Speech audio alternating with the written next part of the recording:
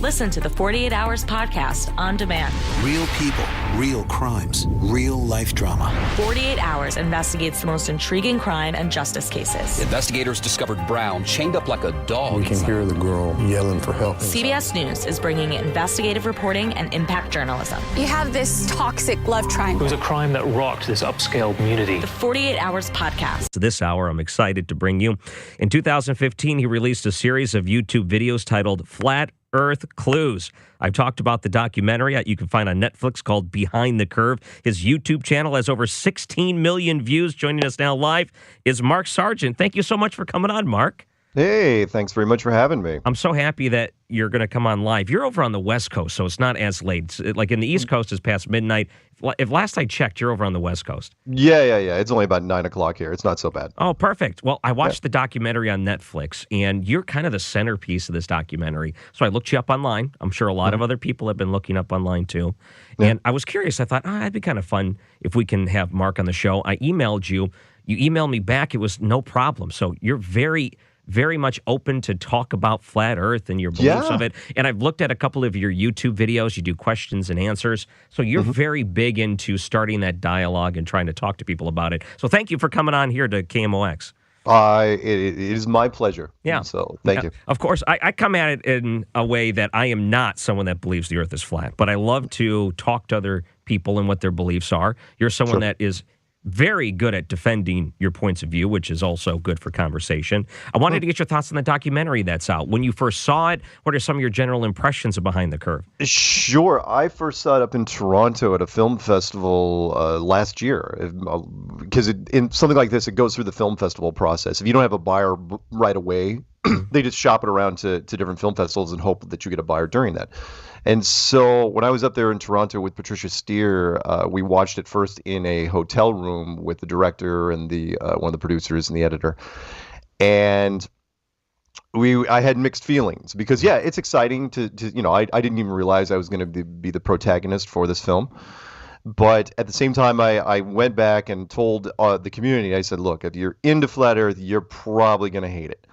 Because, there's a lot of dissenting voices. They talk to an astronaut and a psychologist and a couple scientists. But if you're not, if you're a globalist, if you're like you or probably most of your listeners, you're going to have a lot of questions. And that's what happened. Every film festival that I went to, hands went up. And when we had time to do Q&A, the questions never stopped, which is, how does this work? And how do you account for this? And it just never, ever ended. So it was a lot of fun. So, I mean, honestly, for us, the short version, it's going to be our greatest Trojan horse recruiting tool to date. Well, I was hoping that's the way you would see it, because there is a silver lining, I guess, if you don't like the content of the documentary. At least it's directing people towards you. And I don't know if this is a fair statement. I thought, and of course, I think you called me a globalist. That's the first time I've heard that before, the term. So I think you're much more likely to convince other people as opposed to other people convincing you. Would that be a fair statement? Oh, yeah. It happens all the time. I mean, people that get into Flat Earth don't get into it because they like it. Everybody hates Flat Earth, just to start off, and me included. It took me 9 months to come around. The average person now, because there's so much content online, takes about 2 weeks. So yeah, we create way more recruits. We've got a 99% retention rate. Which means if you're into it, if you actually get on the Flat Earth side, you're never ever going back to the globe, which is weird. It's a weird thing to say, but it's true. So you have no defectors once they come across. No defectors. I mean, there was one guy in England who tried to defect. He was the only guy I ever knew of, a hardcore guy.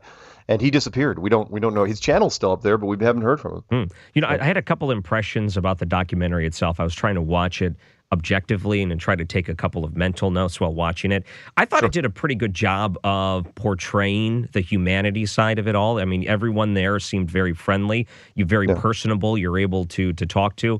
And I did see one thing that I wanted to point out that I was very curious if you noticed the same thing too. Every time they talked about your point of view, they played this like cartoony music under your voice, but they didn't do that for the scientist. And I thought that's just one of the ways they try to manipulate people. I, for one, when I watch a documentary, I want to try my best to try to keep it fair and not try to use those little manipulation things. But other than that, I thought it turned out pretty well. Yeah, I mean, it was supposed to be a human interest piece. That's what it initially started out as, and then only later, because we were trying to figure out why the director, who was trying to be as objective as he could, we spent 7 months with this guy. Uh-huh. He took shots at Jared and Glowbusters and me, and he took these stinging shots towards the end. Yeah. And only in the director's commentary on iTunes did we figure out why. When he slipped, and he goes, "Yeah, everything was going great until we got to the conference in Raleigh." And that 12-year-old kid walked up to the microphone and started asking me questions. And that's when they all agreed. It's like, no, we have a responsibility to take a stance for the children. Yeah. And it's like, whoa, because we're targeting children? Come on, what are you doing here? It's like, there's got to be a minimum age to get into even look at flat Earth. And I was really surprised by that. Yeah, and I wanted to ask you some questions about your beliefs. I want people to kind of get an opportunity as well to ask you questions, if that's all right. Sure. Let me give the phone number. It's 314-436-7900 or 800-925-1120. And that first number, the 314-436-7900, people can text that line as well. So I started watching some of your videos, and you do a lot of questions and answers. What are some of the most common questions people give you before I give you some of my questions? Or maybe you can give me what you think is the number one question people ask you in your response. The number one question, wow, I don't know if there is a number one question. Top five. Okay. Top five questions would be, how does the sun work? How does the moon work? What are the stars? How thick is the Earth? And of course, one of my favorites, but it comes in at least 1 out of every 10, is why? Why keep it a secret? Okay, well, let's start with that one. Why keep it a secret? It's too big not to. It's one of those things. It's not like any other conspiracy you've ever heard of. It's so big that there's a chance that civilization itself might be disrupted. And by that I mean academically, economically, and spiritually. Academically, all your physical sciences would have to be retooled from the ground up. Astrophysics and astronomy wouldn't even open their doors the next day. Economically, I mean, come on. If Donald Trump got pneumonia tomorrow, the world markets would respond. Oh yeah. And that's just one guy. If this, I mean, you'd have to close world markets or suspend trading for several months just to figure out what the heck was going on. And then religiously, I mean, you've got 5 major religious houses in this world, and you're giving them all leverage against science, which they have not had in the last 5 centuries. To combine those 3 things, that's a really short Illuminati meeting at that point. Well, how did the first person discover this, and how did they come about deciding to keep it a secret?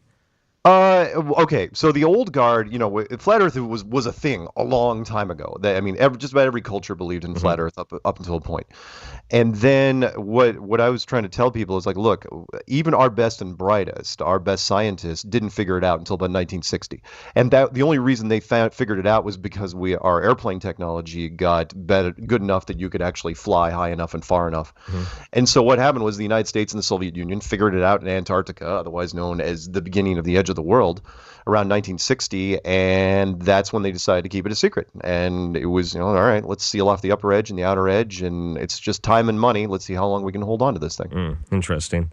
I think that in general, people are curious about how this dome works. So kind of explain what that is and how it works. You are not, okay, the short version for everybody out there who's probably just staring at their radio right now going, what is happening?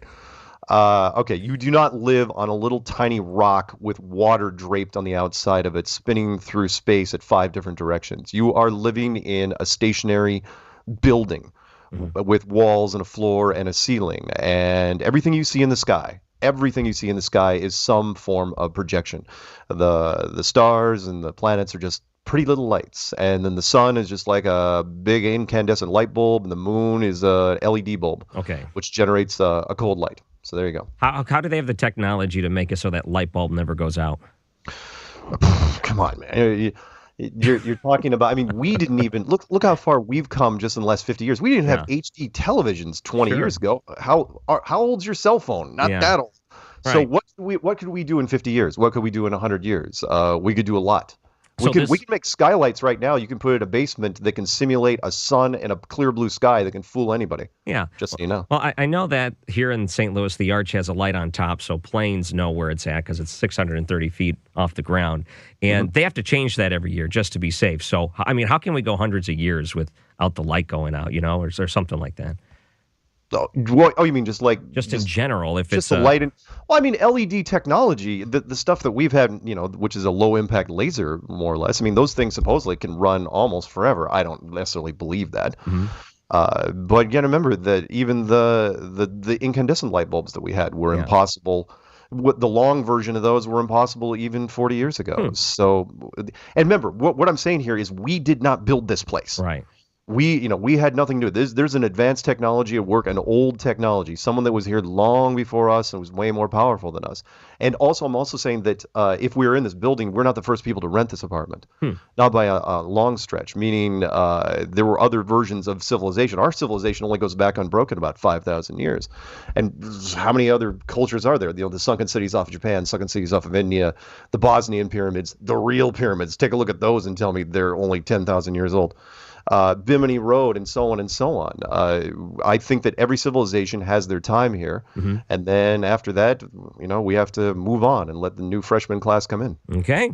Mark Sargent joins us here on KMOX. He's I call the centerpiece behind the documentary Behind the Curve, which you can check out on Netflix. If you have any questions for him, if you have that thing you always wondered about this, you can call in 314-436-7900 or 800-925-1120. How about we take some calls after the break? Does that work for you, Mark? Sure. Great. Let's do it on Overnight America KMOX. When news breaks out, KMOX breaks in. St. Louis's news, traffic, and weather. Depend on it.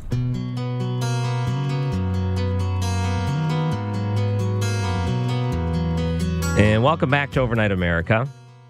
Our guest this hour, you may have seen him as part of the documentary Behind the Curve. It's on Netflix now. A lot of people online talking about it. His popular series on YouTube, Flat Earth Clues, which was introduced in 2015, now over 16 million views on YouTube in general. Mark Sargent, thank you so much for holding on and staying here on KMOX. Oh, no. My pleasure. Thanks for having me. You like a good conspiracy, don't you?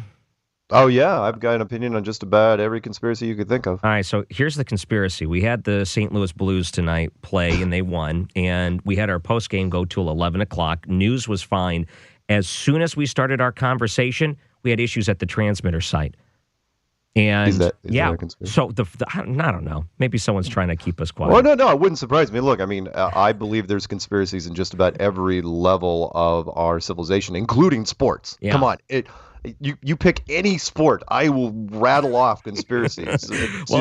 It's just weird. It's as soon as we started and went on the air, that's when the problem started. Now, our engineers were frantically trying to get us back on, which we are. So the first part of our conversation was choppy. We had listeners messaging us, so they missed the start of it. But I just want to keep the conversation going. But I wanted to let you know that, of course, when we talk about something like this, it starts getting choppy.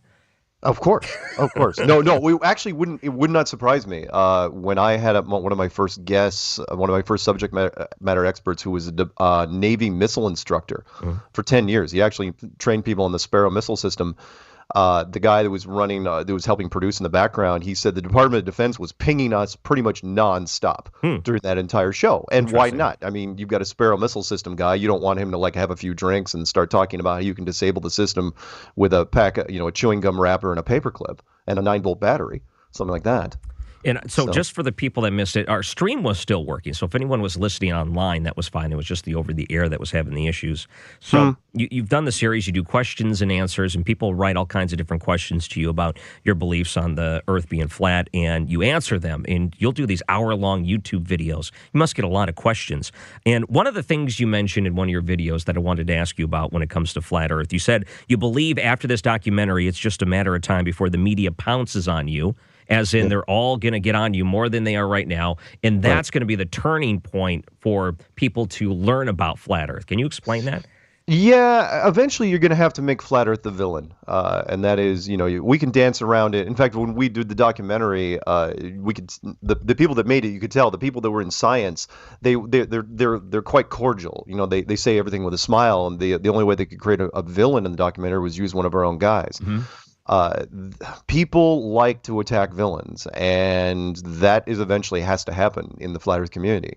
I mean, of course, flat Earth is a topic that is hated by a lot of people, but you've got to personify it.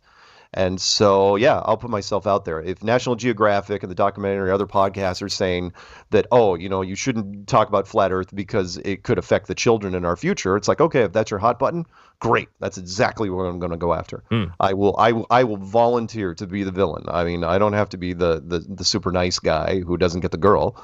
I can be the villain as well, and I'm actually quite good at it. Do you want to be the villain? Are you looking forward to that No, time? well, yeah. I mean, if it helps the cause, then yes, I would love to step forward. Look, it's a role to play like anything else, and if science wants to, if that's what they want to do, if that makes them feel better to vilify flat Earth, then they're going to need a person to be the villain. Yeah, happy to do it. So how do you look at this? Because you can also look at this as a way there's some biblical justification for your beliefs. Can you explain that? Oh, yeah. At least half of the flat Earth community, at least in the United States, are very strong Christians. And most of that comes from chapter and verse. Not to over cliche the quote, the Bible is a flat Earth book, but there's only one verse in the entire Bible that even hints that it might be a globe, and that's Isaiah 40:22. He sits upon the circle of the earth. Well, in the ancient Hebrew, circle is not globe, it's not sphere, it's not ball, it's circle, like a dinner plate, or a hubcap, or whatever you want to call it. Everything else, including Genesis, is talks about a flat, enclosed, stationary world. Even goes in, when I was doing my clues, one of my favorite stories is the Tower of Babel. Tower of Babel, a big building, big bridge to heaven. Well, how is that happening if we're on a ball that's spinning around and going around the sun? That tower is not going anywhere. But if you're in a stationary object, that tower is going straight to the ceiling. And we see those stories time and time again. So yeah, the Christian faith really latched onto it. If they were 90% sure in their faith, they're now 97% sure. What about the messages that you get? Because we talked about this before, and I don't know if everyone heard it because of some of the transmitter issues, but you do get a lot of messages. How many emails do you get in a day from people asking you questions? I don't know, to be honest. Is it a lot? It's a lot. In fact, it was a lot before the documentary, and I had severely underestimated the Netflix market share because when it came out on Netflix, we were already on iTunes and YouTube and Amazon, and we'd been on there for 2 months since November. And then when Netflix came out, because it was inclusive, with Netflix, it's all, you get everything free. Yeah. My email load doubled almost within a week. Wow. And so I mean, but believe it or not that many people. I mean, I get quite a few phone calls and quite a few texts, even though I don't send text back. But where I get it most, of course, is the comments in the YouTube section. Oh, of course. I get so many thousands of comments in the YouTube sections that I can't even begin to read them or even gloss over them. There's just too many. Plus, I've got, I think at this point, like 1,500 videos on my channel, so I can't keep up. Yeah, well, I was looking altogether. Your channel had over 16 million views total. It was almost like 16.2 million, somewhere up there. There's a lot of. And that's not where most of the hits even came from, which is ironic. Most of the hits didn't even come from my channel. It was people that took, because I made my stuff Creative Commons license. I didn't even monetize it. I just said, hey, if anyone can take it and run with it. And there were channels that were making my clues and named them other things, not in a malicious way, and putting them on their channels, and they were getting millions and millions and millions of hits, and I didn't even know what they were because Flat Earth wasn't in the title. And then people were saying, hey, I enjoyed your movie. And I go, what movie are you talking about? Because the documentary wasn't even close to being done. And they would point me to these links, and I'd find all these channels that were mirroring my things. So, yeah, I've got at least double that in just people that mirror my content, which is great, flattering. Yeah, I've seen a couple other things where you mention photos from NASA. Anything in space have been doctored or false. So I wanted to get your perspective on that. Do you believe they're false because it's impossible to take pictures from space, or is it false because you have proof or you've been able to analyze the photos and you believe they're doctored? Both. It really depends what you're looking at. Like all the Apollo photos, and I'm sorry for I was born and raised in America. Hey, go team, wave the flag. We're the greatest, of course. But everybody knows that we tend to take things too far. All the Apollo photos have aged horribly, really, really badly. The movies have aged horribly since the 60s, and everything they've been releasing from the 80s to the space station and on up. Is really, really bad production value. It's not just we don't even have to open up Photoshop half the time because it's just in fact, the interior shots of the ISS are horrible. Look up things like ISS hairspray. Look up ISS CGI. Look up ISS harness. I mean, it's like you've got like really bad B movie directors that are creating this stuff. I don't know if they're doing it on the cheap, if they've got production value, issues, they've got budgetary concerns, but it's all horrible. What are you going to do next to prove your point? Because in the documentary, there showed some different experiments you guys were trying out. Is there anything that you're going to be doing to take the next step when it comes to proof of a flat Earth? Well, what I'd love to, of course, we're doing, the laser experiments to try to do curvature, tests and long distance photography, which they omitted from the documentary entirely. And all the subject matter experts from the military that I've talked to and the engineers and the pilots, those are really great. But a lot of people say, hey, isn't there anything on the ground you can do to prove this? And I said, well, here's one thing. And I was willing to put myself on top of being the villain. I was willing to actually put myself as like, look, tell me how an astronaut suit fights the vacuum of space. Tell me how that works, because it would violate the law of thermodynamics. And so I said, get me in any sort of astronaut suit. I don't care from what era it is, as long as it's functional and self-contained, not tethered. Throw me in a vacuum chamber, hopefully with a scientist who will put on an identical suit, pull the switch, and tell me how we survive in a vacuum.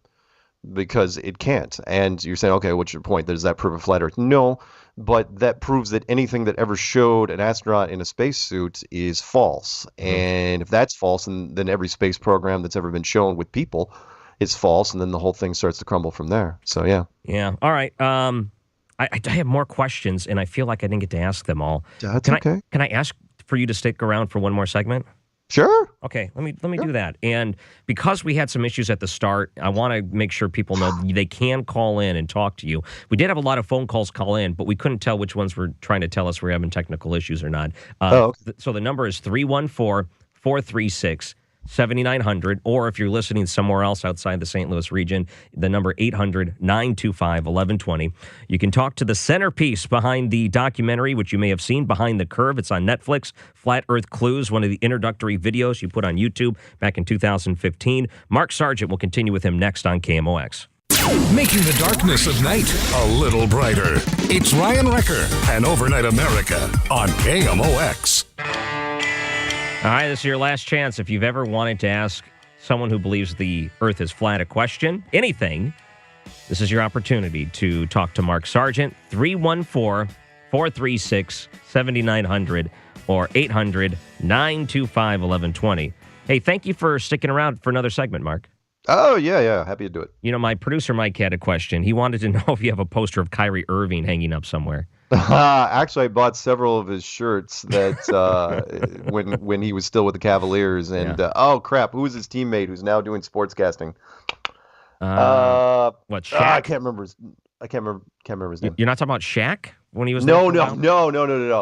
Although Shaq held tough for about 10 days, and then his sponsors got to him, and there was nothing we could do to help him.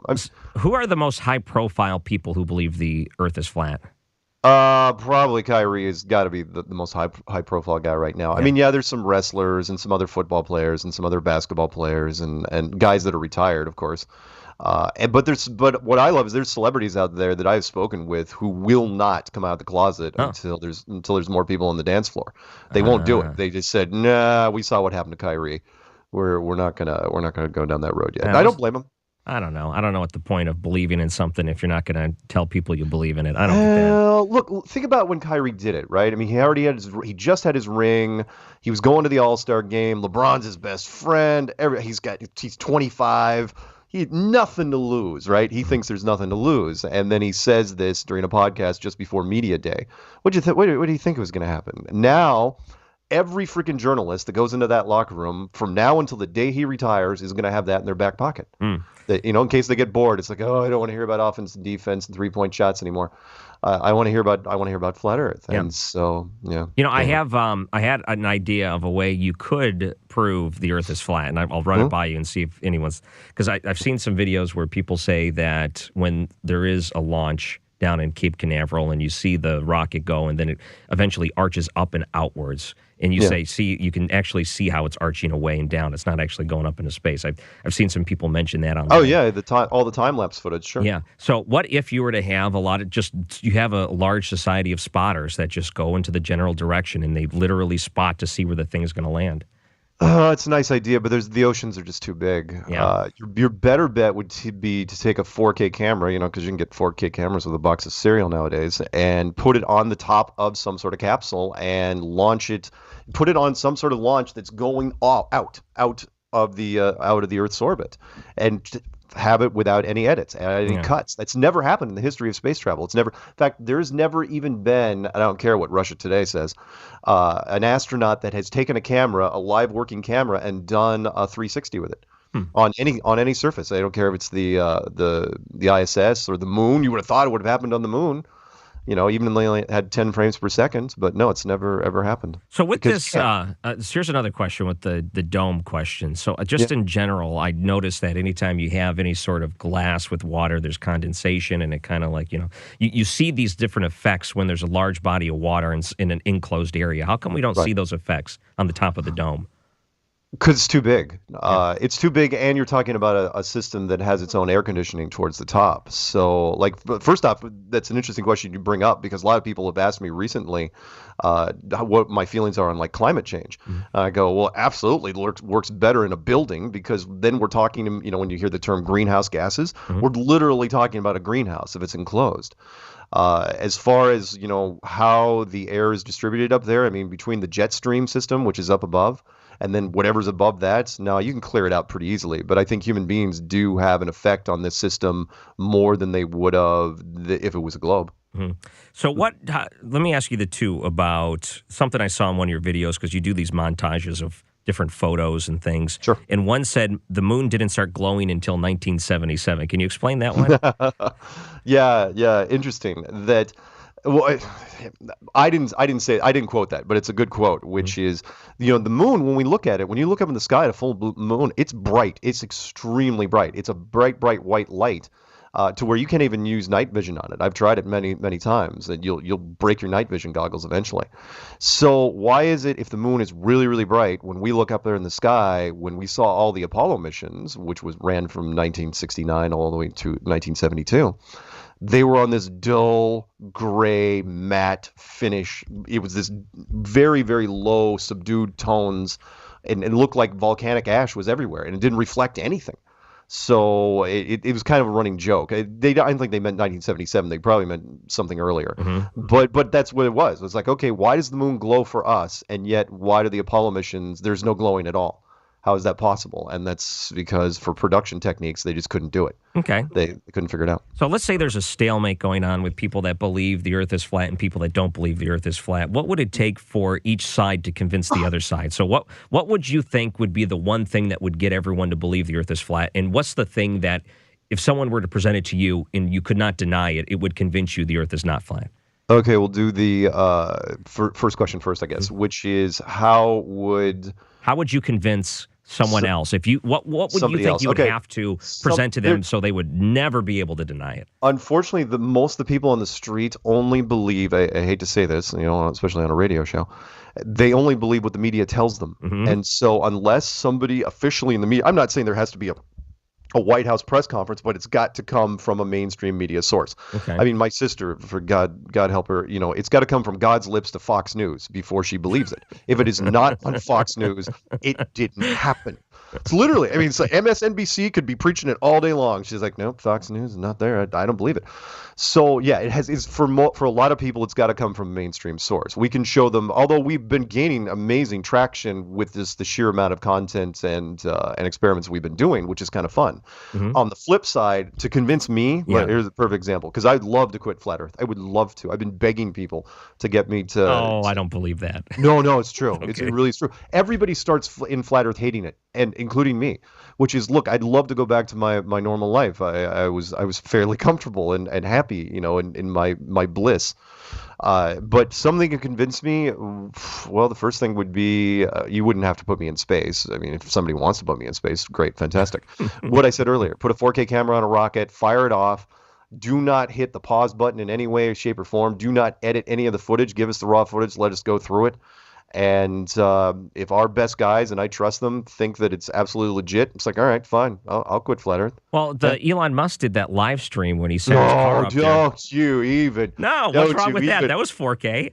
Oh, okay. First off, it wasn't unedited. It never went from the Earth, Cape Canaveral or wherever it was down in Florida, Yeah. all the way up to space. There were tons of edits along the way. But the Impossible car. Okay, let me rattle off 30 seconds real Okay, fast. yes. Of all the things. The windows, the hot and cold temperature variances. We all know if you pour boiling water on a cold windshield, what happens to it. Those side windows would have spider webbed in 2 seconds. The front windshield would have cracked in a million different ways. Every piece of plastic would have buckled. The vacuum of space would have burst. Every pressurized system in there, from the battery fluid to the window washer fluid to the brake fluid, it would have been a glorious mess. Not to mention, we're talking two big companies here, Tesla and SpaceX, and there was not a single logo anywhere on that vehicle. Not one. That thing should have looked like NASCAR.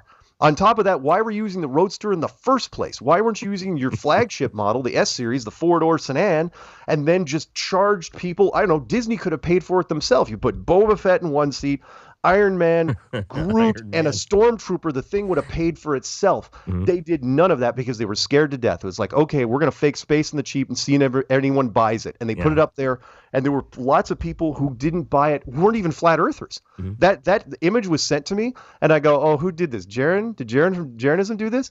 And somebody wrote back, goes, no, man, that's a live feed. I going, what? A live feed, and it's like we were watching it in utter horror because it was so bad. But most of the general public did not buy it. The social media just annihilated it. I mean, it looked pretty convincing to me, and I've seen a lot of different pieces just of because footage. it was a clear photo. Come on. I thought it looked very convincing. In fact, I think it looked great. That might be one of the best videos we have heading up there. It's pretty, I'll give you that, but from a physics standpoint, no, there's no way that car would have done what it would have done. You know what? We don't even have time for me to break it down into that. So, what do you hope happens next for you with this documentary, and everyone's watching it now that it's been massively thrown out there by Netflix, and people are talking about it on social media, and you're getting a lot more people interested in emailing you. What do you hope happens to you next? Well, this year is mostly just more public awareness, a ton more interviews, and of course, it's the year of the conferences. We've got conferences that are happening. I just did one in LA, and we've got one in New Zealand at the end of April, Calgary, UK, Mount Shasta, Amsterdam, and Dallas. That's going to be this year. And then, I mean, that's what we're initially hoping for. That combined with more experiments, we just keep pushing the wheel forward, and hopefully we get some break in the action. I'm hoping that somebody, because I love all my subject matter experts so far, but I'd love somebody from the aerospace industry.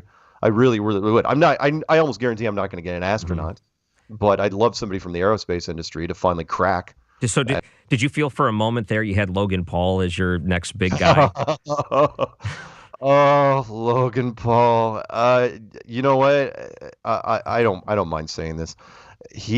Someone should have smothered him with a pillowcase when he was like 10 years old after his first prank. There's no adult that likes him. He's an awful human being, and so is his brother. And by the way, just on a side note, I was the only one, because I do research on a lot of social media anyway. When he showed up, when I was confirmed that he showed up at the Denver conference, I left immediately. I didn't even blink. It's like, get me on a shuttle. I am out of here. And I went to the airport because I knew what he was up to. It's like, look, all this kid does is troll people for a living. Yeah. That's all he does. And nobody was listening to me. Nobody knew who he was. I'm going, he's a troll. He's awful. And he did. He finally released that video, and it was worse than anyone could have ever imagined. Yeah. But I was vindicated, so I was happy. I skipped through it a little just to see what the gag was going to be. You know, he did those little looks into the camera like he was, on The Office or whatever, like he thought he was really smug. No adult likes that guy, so you can't really take anything he says seriously. But I'll give credit. I don't like people that pull pranks anyway, but I'll give this guy credit, which not him, and that is Johnny Knoxville and the Jackass team. They did it better. They did it with more class, and they did it on themselves most of the time. They had a crew. It's like, okay, we're going to pull pranks on each other and hurt each other on a regular basis. That worked. What Logan does not. Okay. Well, if people want to check out anything you're doing, if they want to go check out a video or a website, where can they go? Easiest way is just Google Flat Earth Clues. That's where you start. You will find most of my stuff from there. Behind the Curve the documentary, I encourage you to see it. It's everywhere now, and I don't make a dime off of it. So are you going to make a counter documentary? What? Are you going to make a counter video or a documentary? We probably won't. I shouldn't say that. There are people in the community that are working on it, and there's different people overseas. I know there's a guy in England that wants to do their version of it, and another one in Australia. We'll see. I mean, some are going to be kinder than others. ABC News was nice to us. National Geographic hates us, and it goes back and forth. So either way, we'll work through it. You know, I'm surprised Tucker Carlson hasn't given you a call. He seems like the type of personality on Fox that would give you an opportunity. You know, I did the Australian Today show this morning. Oh, really? Yeah, and I'm going to do the Australian 60 Minutes, I think, shortly after that. So, wow. There are certain shows I'm dreading talking. Tucker Carlson, I'm not looking forward to it. But then again, I survived Piers Morgan. When, I didn't know you did Piers Morgan. Yeah, I did Piers Morgan on Good Morning Britain, and that was probably the only interview where I was genuinely nervous.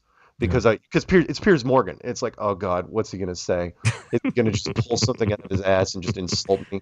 How dare you? He would say. Yeah, How exactly. dare you? As an American, but since he was in his home turf, it wasn't that bad. And he had Terry Virts, one of our astronauts, sitting right next to him when he did it, and he was covering for him the entire time, and he wouldn't let me.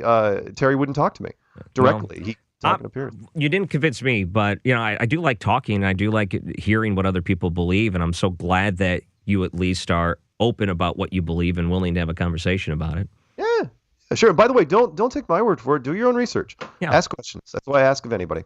So Mark Sargent, you can look him up on YouTube. Yeah, I mean, you're very active in posting videos and commentaries on there. The documentary that everyone's been talking about on Netflix called Behind the Curve is still out there. Mark Sargent, thank you so much for coming on to KMOX. Thanks very much. Wow, that was awesome. Good old Mark Sargent. So definitely check out the documentary and, you know, do yourself a favor. Go to YouTube, look him up, and maybe you can check out some of his videos too. It's Overnight America, KMOX. Keeping you up and making you think. This is Overnight America with Ryan Wrecker on KMOX.